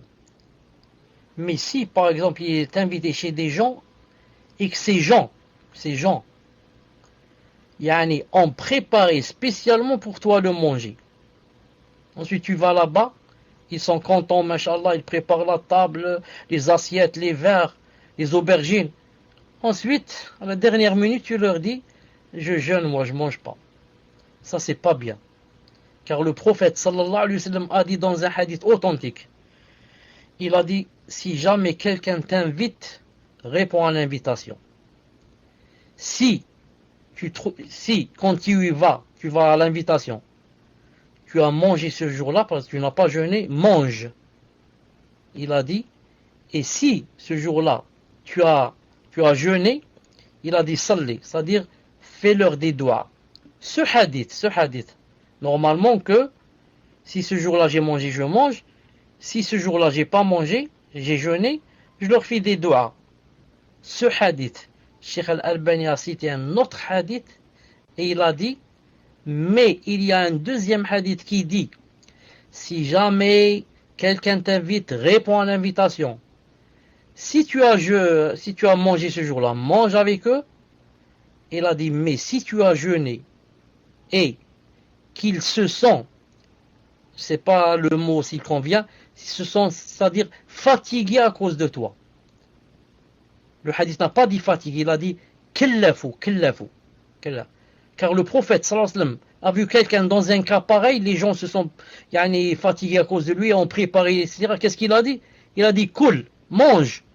Faqad kallaftahum, kallafta ghayrak. Mange.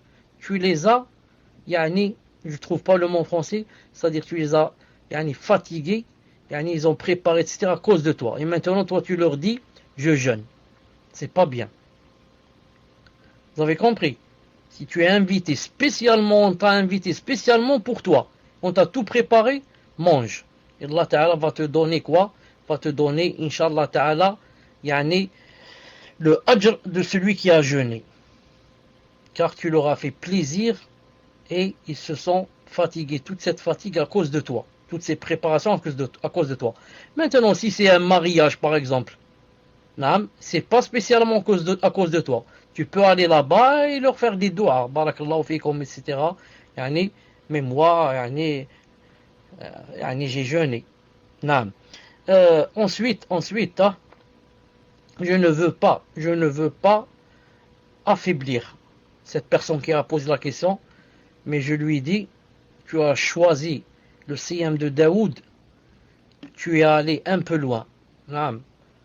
Car quand on commence comme ça une chose, on ne doit pas l'arrêter comme tu sais. Ensuite, jeûner un jour et manger un jour, il faut dire que ce n'est pas une chose facile. Et que khayrul hadi, hadi Muhammad alayhi salam. Et que notre prophète Muhammad alayhi salam ne jeûnait pas le jeûne de Daoud, mais il jeûnait 3 jours par mois. Dans sa sunna la plus connue. Et 3 jours une nuit blanche. Ou bien n'importe quel 3 jours. Comme a dit son épouse Aïcha dans Sahih Muslim. Elle a dit, le prophète sallam ne ratait jamais 3 jours de chaque mois. Que ce soit au début, comme ça elle a dit, que ce soit au début, au milieu ou à la fin. Donc toi, je ne veux pas t'affaiblir. Puisse Allah subhanahu wa ta'ala t'aider. Et continuer ainsi jusqu'à ce que tu meurs.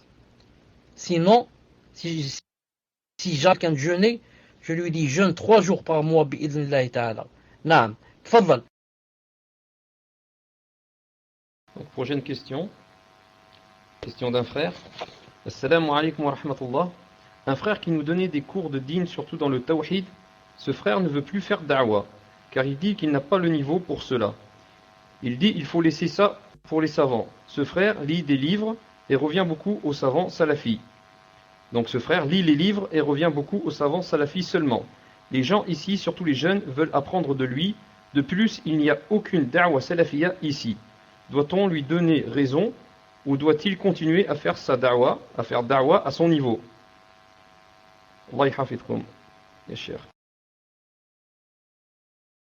Amin.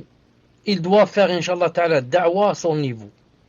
Le peu qu'il sait, s'il est sûr que ce qu'il dit est authentique et adéquat avec ce que disent les ulama, ce que dit le din, il doit, Inch'Allah Ta'ala, faire sa da'wa. Comme ça disent les grands savants. Comme ça on dit les grands savants, ils ont dit que chacun apprend aux autres d'après ce qu'il sait. Et ce qu'il sait. Ce n'est pas obligé bien sûr d'aller à la mosquée faire un cours. Mais dans la maison, j'apprends à ma mère, à ma soeur, à mon ami ce que j'ai appris. Si je suis sûr que c'est ce que j'ai appris et que je ne me trompe pas en rapportant. Car des fois les gens en rapportant, sans le vouloir, ils déforment. Si je suis sûr que ce que je dis est conforme à la charia, je dois, Inch'Allah, le propager, comme a dit le prophète sallam, ballighu anni walau aya. Surtout, comme disent les savants contemporains, ils disent surtout, si dans la personne il n'y a, si dans la ville il n'y a que lui, il n'y a que cette personne. Sinon, ça devient obligatoire pour cette personne d'apprendre aux gens ce qu'elle connaît, bi'idhnillahi ta'ala. Tfaddal. Donc, question d'une sœur. Assalamu alaikum wa rahmatullahi wa barakatuh. J'aimerais savoir, Inch'Allah, quel conseil pourriez-vous donner à quelqu'un qui a étudié 5 ans à Médine? Est-ce qu'il lui est préférable de retourner dans son pays d'origine pour aller faire la da'wa ou faire plutôt la hijra? Quelle est la meilleure chose à faire? Barakallahu fik ya cheikh, qu'Allah vous récompense à vous ainsi qu'aux admins. Je lui réponds, Inch'Allah ta'ala, si je réponds juste, ça vient d'Allah, si c'est faux, c'est de moi et de mon shaitan, de faire la hijra. Car la personne commence d'abord toujours par sauver sa peau. Ensuite, essaie de sauver les autres. En revenant là-bas, pour faire la da'wa, rien ne prouve que la personne ne va pas faiblir. Ensuite, couler, a'udhu billah. Naam, rien ne prouve. Mais en faisant la hijra, du moins j'ai sauvé ma peau. Quant aux autres, je ne suis pas responsable d'eux. Eux aussi, ils doivent sauver leur peau et s'enfuir de ce pays. Naam, c'est mon avis. Wallahu ta'ala alam. Tfaddal. D'accord, cheikh, barakallahu fik. Donc, prochaine question. Assalamu alaikum wa rahmatullahi wa barakatuh. Nous avons pour habitude dans ma communauté d'épargner de l'argent en faisant des cotisations. Exemple, on est 12 personnes, on met chaque mois une somme, exemple, de 500 € par personne. Donc, ce qui fait 6 000 €. Et une personne par mois prend la cotisation, jusqu'à ce que tout le monde soit passé. Est-il permis de participer à ce genre de cotisation, en sachant que souvent ces cotisations sont faites pour être dépensées dans les mariages, construction de maisons, etc. Et beaucoup font de l'ostentation avec en dépassant excessivement dans les mariages. Barakallahu fikum ya cheikh. Ce genre de cotisation, ce genre de cotisation, si on sait que ça va être dans le halal, ça va être, comment on dit ça va être, comment on dit le verbe, dépenser, ça va être dépensé dans le halal, ou bien, je ne sais pas dans quoi ça va être dépensé, c'est permis bi'idhnillahi ta'ala. Comme ça dit Cheikh Ben Uthaymin, il a dit pour les gens qui font comme ça, d'ailleurs ça a un nom, ça a un certain nom, ce mois c'est moi qui prends, ensuite on va déposer de l'argent dans la caisse, le mois prochain c'est le deuxième qui prend, le mois troisième c'est la troisième personne qui prend. Il a dit c'est permis bi'idhnillahi ta'ala si c'est pour s'aider, pour que la personne se marie, pour que la personne achète une voiture, il a dit dans ce cas c'est permis bi'idhnillahi ta'ala. Il a dit à condition que chaque personne qui est rentrée dans cette petite association doit rester jusqu'à la fin, ou du moins jusqu'à ce qu'elle donne, jusqu'à ce qu'elle participe elle aussi. Ce n'est pas je vais rentrer et je prends le premier mois, deuxième, troisième, ensuite quand c'est mon tour de donner, je donne pas. Donc on va voir si c'est maintenant l'argent qu'on donne, s'il va dans le halal ou je ne sais pas où il va. Mais si je sais qu'il va aller dans le haram, il vaut mieux ne pas participer avec eux, bi'idhnillahi ta'ala. Tfaddal. Naam. Donc, prochaine question d'un frère. Assalamu alaikum, cher, qu'Allah vous protège. Ma question est la suivante. Des frères travaillent comme conducteurs de bus et de tramway pour une société de transport public. Jusqu'à aujourd'hui, ils priaient les prières obligatoires au travail. Aujourd'hui, l'entreprise veut interdire la prière au travail en invoquant la laïcité. Beaucoup de frères qui ont peur de se faire licencier parlent de prier assis ou de rattraper les prières le soir. Allahu al-musta'an. Nous demandons au shir quel comportement adopter et y a-t-il des facilités qui sont permises dans ce genre de situation? Ceux qui d'entre eux, ils vont prier assis, bien, surtout ceux qui vont laisser les prières jusqu'au soir, ceux-là sont des gens qui n'ont pas de confiance en Allah Azza wa Jal. Ils n'ont pas placé leur confiance en Allah Azza wa Jal et ne sont pas certains et sûrs, ils n'ont pas la conviction que le rizq vient d'Allah Azza wa Jal. Je leur fais un petit rappel en leur invoquant le hadith du prophète sallallahu alayhi wa sallam qu'a cité Cheikh Al-Albani dans Sahih Al-Jami' rahimahullah, il a dit authentique que le prophète sallallahu alayhi wa sallam a dit que le rizq, vous savez ce que c'est le rizq, la subsistance, le rizq, l'argent qui te vient, la paix qui te vient, tout ça, il a dit alayhi salam, le rizq, inna rizqa, court derrière la personne autant que la mort court derrière la personne. Dans un autre hadith, plus que la mort ne court derrière la personne. Est-ce que quelqu'un peut s'enfuir de la mort? C'est pas possible. Allah Ta'ala dit inna al-maut tafirruna minhu fa innahu mulaqikum. Il a dit la mort de lui fuir, vous allez la rencontrer en face de vous. Mulaqikum, c'est pas elle va vous attraper par le dos. Non, tu vas courir car elle est en face de toi. Il a dit le risque court derrière toi, plus que la mort ne court derrière. C'est-à-dire que jamais le risque que Allah Ta'ala a écrit à toi, en ton nom, ne peut y aller. Ne peut se perdre, si je puis dire. Donc, je ne sais pas moi comment j'accepte de faire les grands péchés et de laisser la salade jusqu'à ce qu'on son heure sorte et ensuite, par peur de quoi? Pas peur de risque, qu'on m'enlève ma paye et qu'on me licencie. J'accepte d'être licencié si c'est pour que je prie à l'heure. J'accepte d'être licencié si c'est ils ne me laissent pas prier, ils me font choisir, ils me disent tu choisis, ou bien tu ne pries pas à l'heure, tu pries le Dhuhr et le Asr la nuit chez toi après Salat al-Maghrib ou bien l'Isha, ou bien on te licencie, ou bien tu choisis, ou bien tu ne pries pas, tu pries la nuit et tu travailles chez nous, ou bien on te licencie. J'accepte d'être licencié. Et quelle ni'ma d'être licencié à cause de cela.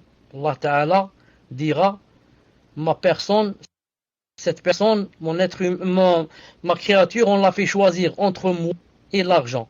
Il m'a choisi moi. Donc, il a placé sa confiance en moi. Donc, il ne sera pas malheureux. Car il a fait ça à cause de moi. Il ne sera pas malheureux. Rappelez-vous seulement, je vous fais un petit rappel, le hadith du prophète sallallahu alayhi wa sallam. Man fatathu al-asr, habita. Quiconque n'a pas prié la salat de Asr, voilà le sens du hadith, jusqu'à ce que le soleil se soit couché, habita amalu, ses œuvres sont vaines. A'udhu billah. Tu laisses une fois salat al-asr, jusqu'à ce que le soleil se couche, sans la prier, tes œuvres sont vaines. Les savants ont dit, quelles œuvres? Est-ce que les œuvres de cette journée seront vaines? Ça veut dire la prière du Dhuhr que j'ai faite auparavant, la prière du Subh, du Fajr. Et si j'ai fait une sadaqa ou n'importe quoi, ou Duha ou bien, c'est nul, va descendre à zéro. C'est déjà grave. Qu'en est-il d'autres savants ont dit? Ils ont dit, depuis que tu as fait la tawbah et as commencé à prier, tout va s'annuler. À cause de Salat al-Asr, tu as laissé partir, tu as laissé comme ça, sans raison. Naam. Rappelez-vous le hadith du prophète sallallahu alayhi wa sallam authentique. Man fatathu al-Asr, qui a laissé Salat al-Asr passer jusqu'à ce que le soleil se soit couché. فَكَأَنَّمَا وُتِرَ أَهْلُهُ وَمَهْلُهُ.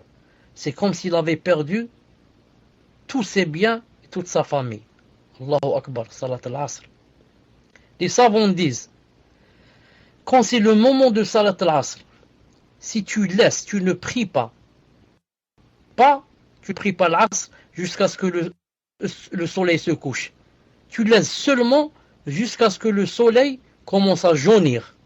Il ne s'est pas encore couché, mais il y a déjà de la rougeur dans le soleil, ou bien il commence à devenir vraiment jaune, car il était blanc.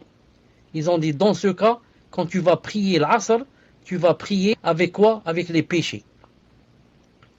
Tu vas pas avec des péchés, car le soleil a rougi. Car le Asr, comme vous savez, a quoi? À deux moments. Le moment facultatif et le moment obligatoire. Non.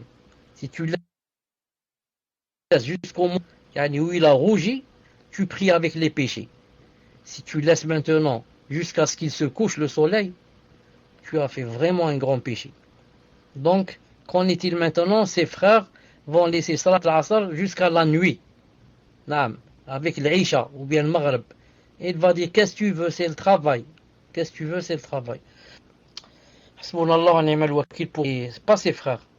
Pour ces patrons de société qui sont comme ça. Hasbunallah wa ni'mal wakil. Tfadal.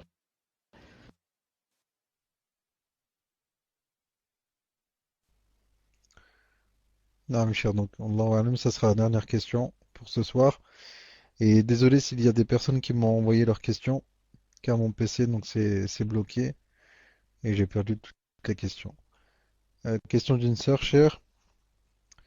Euh, Elle dit, ma question concerne le sujet où vous aviez parlé d'un ange qui est envoyé au 4e mois de grossesse pour insuffler l'âme, qui montre au fœtus toute sa vie qu'il passera dans la dunya. Est-ce qu'on peut dire que lorsqu'on vit un moment qu'on a déjà vécu, ce moment peut être expliqué par le fait que l'ange montre dans l'utérus de la mère la durée de vie et les œuvres? Y a-t-il un dalil pour expliquer ce phénomène? Tfadal, cher. Inch'Allah, si tu peux m'expliquer la question, je ne l'ai pas comprise. En fait, cher, ça vous est peut-être déjà arrivé. Parfois, vous vivez une scène et vous avez l'impression d'avoir déjà vécu ce moment. Vous vous retrouvez dans un endroit ou avec une personne, dans des circonstances, et vous avez l'impression, le sentiment d'avoir déjà vécu cela. Allahu alam si ça vous est déjà arrivé. Et elle demande en fait si ce phénomène peut être lié par rapport au fait que l'ange, lorsque le fœtus est dans l'utérus de la mère, est-ce que ça peut être lié au fait que l'ange lui montre ses œuvres qu'il accomplira fait dunya? Allahu alam si vous avez compris, cher. Tfadal. Non, je n'ai pas très bien compris la question, mais sa fonction, c'est quoi? C'est d'écrire seulement. D'écrire. C'est-à-dire que, comment il s'appelle, le bébé là, à cet âge-là, à 4 mois, bien sûr, l'ange ne lui montre pas ce qu'il écrit. Le bébé ne sait pas, il n'a pas la raison, ni l'ange, ni l'ange ne lui montre ce qu'il y a, c'est quelque chose de caché. Que Allah Ta'ala a demandé seulement à l'ange d'écrire, mais que le bébé ne peut savoir, c'est impossible. Et c'est interdit qu'il sache aussi cela, car ça doit rester dans l'invisible. Personne ne doit connaître ce qui doit nous arriver demain, comme dit Allah Ta'ala dans le Coran. Donc voilà la réponse, Allah Ta'ala. Tfadlal. Salam alaikum, question d'une sœur. Salam alaikum, cher, qu'Allah vous récompense et vous préserve, cher, quand on est en voyage et qu'on guide la prière. Doit-on la raccourcir? Donc je me suis permis de poser quelques questions. Donc j'ai demandé si c'était dans le voyage ou chez quelqu'un.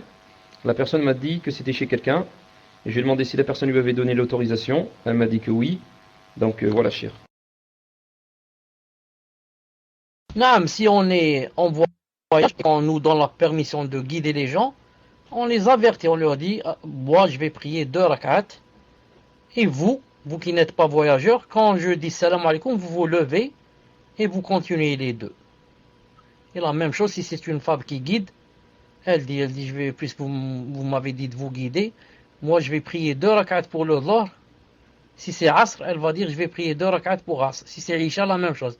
Elle leur dit, moi quand je dis salam alaikum, vous levez et vous continuez chacun et chacune toute seule les 2 rak'at qui lui restent. Tfadlal. Donc prochaine question.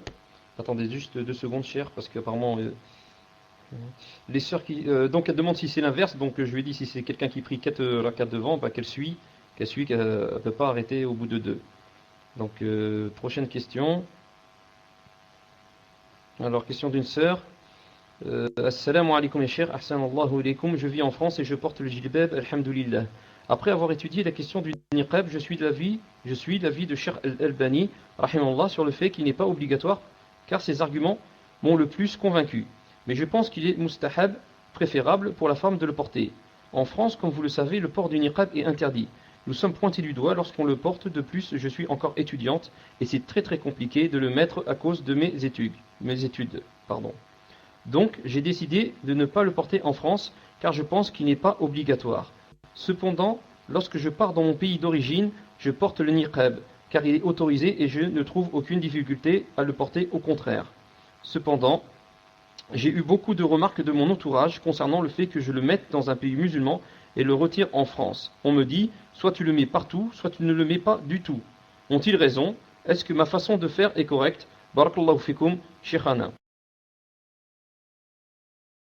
Quant à la personne, naam, le temps est dépassé et Tamla est en train de lire. Qu'est-ce qu'on peut faire? Je disais, quant au contraire, non, parce que Tamla m'avait dit qu'il avait seulement 4 questions les dernières. Il en a posé, je crois, 2 jusqu'à présent. Quant au contraire, quand une personne prie en voyageur et prie derrière quelqu'un qui n'est pas voyageur, la base c'est quoi? La base c'est qu'il doit prier 4, c'est-à-dire comme l'autre personne prie. Comme ça, Abdullah ibn Abbas a dit, c'est la sunna du prophète sallallahu alayhi wa sallam. Sauf que certains savants ont pris de certains des sahaba, radiyallahu ta'ala anhum, que c'était permis, si jamais la personne arrive dans les 2 dernières rak'at, de se suffire à 2 rak'at. Certains savants ont permis cela, se basant sur certains athars de certains sahaba. Sinon, le mieux, Inch'Allah ta'ala, serait de prier 4, bi'idhnillahi ta'ala. Maintenant, pour l'avis, ce qu'a dit sur le niqab, que si elle est d'avis qu'il n'est pas obligatoire, que ce n'est pas obligé de le mettre, bien sûr. Et que, comme elle a dit elle, le mieux, yani mustahab, le mieux recommandé, c'est de le mettre, même si c'est pas obligatoire. Surtout si la personne est belle et qu'elle est fitna pour les autres. Et maintenant, si maintenant elle veut le mettre dans certains endroits, je ne vois pas pourquoi il serait interdit. Parce que à la base, moi je dis que ce n'est pas obligatoire. Ce n'est pas obligatoire, donc je peux ne pas le mettre. Et maintenant, si je veux faire le contraire et le mettre là où je veux, qui peut? Wallahu ta'ala alam, c'est comme ça que je pense moi. Une chose qui n'est pas obligatoire. Si je veux la mettre, je la mets parce que seulement je veux la mettre. Ou alors seulement c'est conseillé. Donc quand je la mets, j'ai quoi? J'ai des hasanat. Quand j'enlève, je n'ai pas de péché normalement. Pourquoi? Parce qu'à la base, j'ai mis dans mon cœur que ce n'était pas obligatoire. Wallahu ta'ala alam, moi je suis de cet avis. Wallahu ta'ala alam. Tfadlal, cheikh. Jazakallahu khair, ya Cheikh. Donc, prochaine question, question d'une sœur. Assalamu alaikum wa rahmatullahi wa barakatuh. Je mets de l'argent de côté tous les mois. J'aimerais avoir des détails sur Zakat el-Mal. Quelle est la limite pour la sortir et quand doit-on la sortir? Barakallahu fikoum. À vous et aussi aux admins. J'aimerais aussi que vous passiez le salam à votre épouse de la part d'une sœur. J'ai reçu. Ouais. Donc après, par contre, il y a une entre parenthèses. La sœur dit qu'il y a une personne qui est venue la voir en PV lorsqu'elle a ouvert ses PV pour qu'on puisse avoir la question. Donc j'ai le pseudo de la personne, Inch'Allah, cherche, je vous le passerai, Inch'Allah. Voilà, ça c'était juste une parenthèse en plus.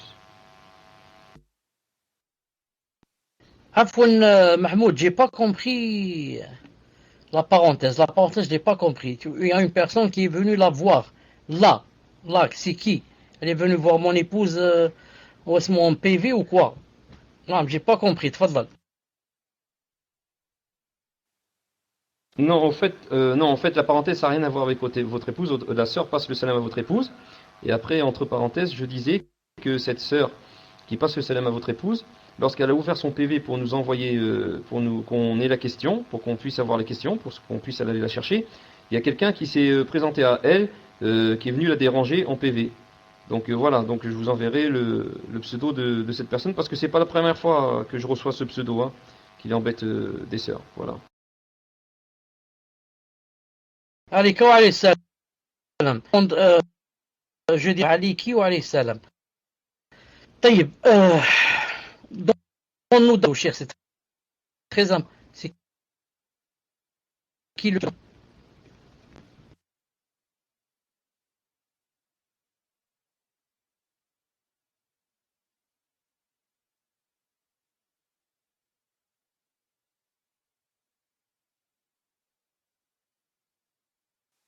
Donne-nous le pseudo, barakallahu fik.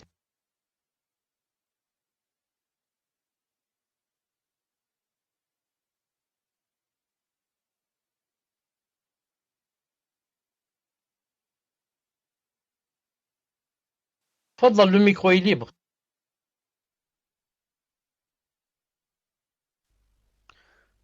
Non, mes chers, concernant ce que vient de dire Ta'amallah, par rapport au fait que les sœurs ouvrent le PV pour qu'on vienne récupérer la question. C'est pas forcément utile. Pour qu'on vienne récupérer la question, il suffit que la personne nous ajoute dans sa liste de contacts, et une fois qu'on a récupéré la question, elle nous supprime. Comme ça ouvre le PV qu'aux admins. Ça n'ouvre pas les PV à tout le monde. Donc voilà, Inch'Allah, lorsque vous fermez les PV, vous n'avez pas besoin de l'ouvrir à tout le monde. Vous rajoutez l'admin dans vos contacts, et une fois qu'il est venu récupérer la question, Inch'Allah, vous le supprimez. Barakallahu fikum. Tfadal Cheikh. Naam. Tamallah, pourquoi tu nous donnes pas le pseudo? Pourquoi tu ne veux pas nous le donner? Taïb. Donc je réponds, Inch'Allah ta'ala, à la question de la zakat. Je dis, toute personne qui a de l'argent de côté doit regarder si son argent a atteint le seuil. Le seuil. Le seuil, c'est quoi? C'est l'équivalent de 85 grammes d'or, 24 carats. Maintenant, le seuil, chaque année, c'est pas le même. Ça augmente. Nous, en Algérie, c'était 7 millions de centimes, 7 millions. Ensuite, c'est devenu 21. Ensuite, c'est devenu 36.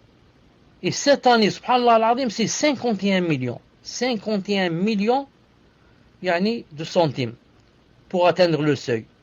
Donc chez vous, il faut voir c'est combien le seuil, ou alors 51 millions et quelques, il y a d'Algériens, il faut les convertir en euros. Al-Mouhem, quand une personne atteint le seuil, elle doit regarder on est quel jour et quel mois en arabe. Par exemple, si aujourd'hui elle a atteint le seuil, aujourd'hui c'est le 1er Safar. Donc, une année après, l'an prochain, après une année, 1er Safar, elle doit quoi? Elle doit sortir 2,5% de son argent. Donc, pour sortir de son argent, il faut deux choses. Atteindre le seuil et attendre une année. Si l'argent après une année est toujours au seuil ou bien plus élevé que le seuil, je dois sortir 2,5%. Si maintenant après une année, je vais voir après une année, le même jour, le même mois, je trouve qu'il est descendu au-dessous du seuil, au-dessous de 51 millions, donc j'ai maintenant seulement 48 millions, je ne dois pas donner de zakat. Tfadal. La dernière question, Inch'Allah. Donc, dernière question. Barakallahu fik, Cheikh, pour le temps que vous nous accordez. Donc, dernière question. Salam alaikum, Cheikh. Je me marie dans un mois. Inch'Allah, j'aurais aimé savoir s'il est obligatoire de faire un repas et d'égorger un mouton. Barakallahu fik, Cheikh, qu'Allah Ta'ala vous comble de ses bienfaits. Et donc, elle rajoute, elle a oublié de demander si son tuteur pouvait lui-même faire l'acte de mariage, c'est-à-dire à la place de l'imam. Donc la dernière fois, on avait expliqué qu'il n'y avait pas besoin d'imam, mais je vous laisse répondre, cher. Dans le mariage, c'est celui qui va se marier, l'homme qui va épouser la femme, c'est à lui que, ça devient qu'il doit quoi? Égorger au moins un mouton, comme a dit le prophète Aslam, Abdullah ibn Auf. Il a dit, égorge, awlim walou bichet. Walou bichet ici, beaucoup ont compris que ça veut dire égorge au moins un mouton. Cheikh Ibn Uthaymin a dit le contraire. Ça veut dire, il a dit, ici c'est le plus élevé et non pas le plus bas. C'est pas seulement un mouton, mais c'est le contraire, comme a dit ici Cheikh Ibn Uthaymin, rahimahullah. Al-Muhim, donc c'est recommandé pour quelqu'un qui a les moyens de faire un mouton, et bien, sinon, il fait le prophète sallam plusieurs fois, il s'est marié sans égorger.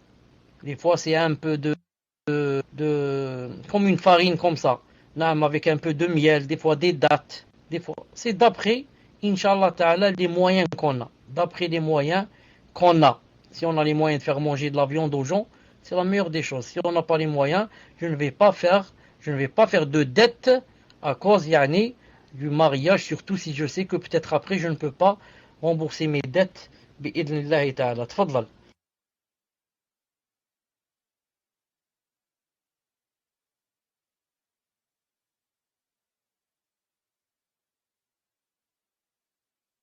Tu avais posé aussi une question avec cette question, Tamallah.